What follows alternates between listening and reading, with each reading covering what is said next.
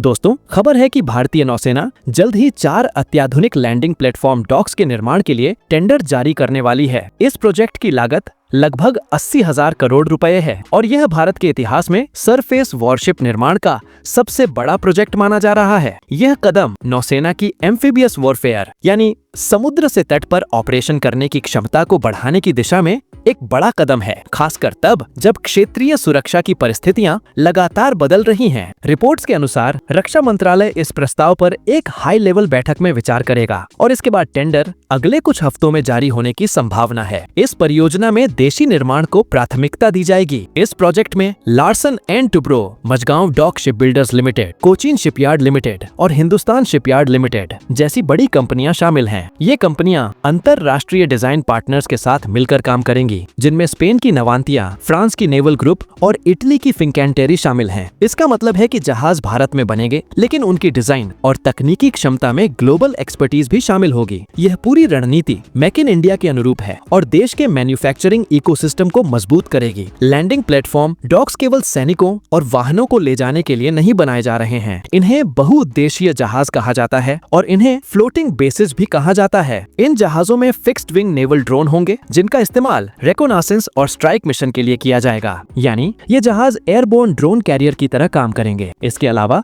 ये command and control केंद्र के रूप में भी काम करेंगे, जिससे समुद्र से लंबी अवधि तक ऑपरेशन किए जा सकेंगे बिना किसी जमीन के आधार के। रक्षा सूत्रों के अनुसार इन लैंडिंग प्लेटफॉर्म डॉक्स में डिफेंसिव और ऑनफेंसिव दोनों तरह की क्षमताएं होंगी। इनमें कॉम्प्रिहेंसिव एयर डिफेंस सिस्टम्स होंगे जो एरियल थ्रेट को रोकेंगे और long range anti ship missile और ड्रोन स्वार्म की सहायता से प्रिसिशन स्ट्राइक्स किए जा सकेंगे। इसका मतलब ये है कि ये जहाज out ONF area mission, rapid force projection और दूर दराज क्षेत्रों में ह्यूमैनिटेरियन असिस्टेंस और डिजास्टर रिलीफ में भी इस्तेमाल किए जा सकते हैं। भारतीय नौसेना की एम्फीबियस कैपेबिलिटी को बढ़ाने की कोशिशें लंबे समय से चल रही हैं। 2021 में इस प्रोजेक्ट के लिए RFI जारी की गई थी। इसका उद्देश्य था उद्योग की रुचि को समझना और मौजूद खामियों को दूर करना, खासकर इंडियन ओशन रीजन, जहां चीन की बढ़ती नौसैनिक मौजूदगी भारत के लिए रणनीतिक चुनौती बन रही है। इन लैंडिंग प्लेटफॉर्म डॉक्स के आने के बाद नौसेना सेना और वायुसेना के साथ मिलकर तेज और प्रभावी संचालन कर पाएगी, चाहे वह सीमा पर झड़प हो या प्राकृतिक आपदा। विश्लेषक इसे भारत की रक्षा इंडस्ट्री के लिए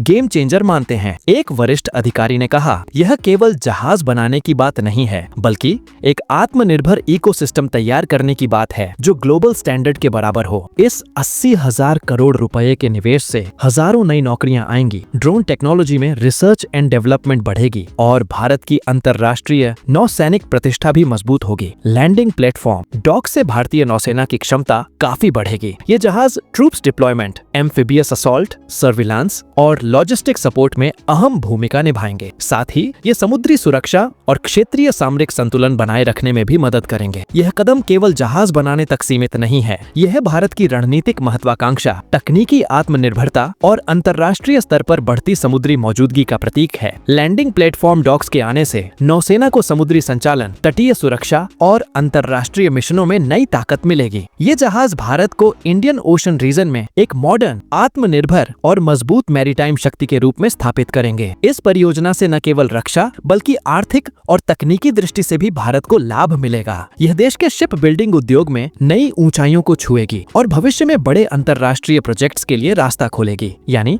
भारतीय नौसेना के 4 लैंडिंग प्लेटफॉर्म डॉक्स का निर्माण सिर्फ युद्धक क्षमता बढ़ाने तक सीमित नहीं है, बल्कि यह भारत की मैन्युफैक्चरिंग इकोसिस्टम, तकनीकी आत्मनिर्भरता और वैश्विक प्रतिष्ठा को भी मजबूत करेगा।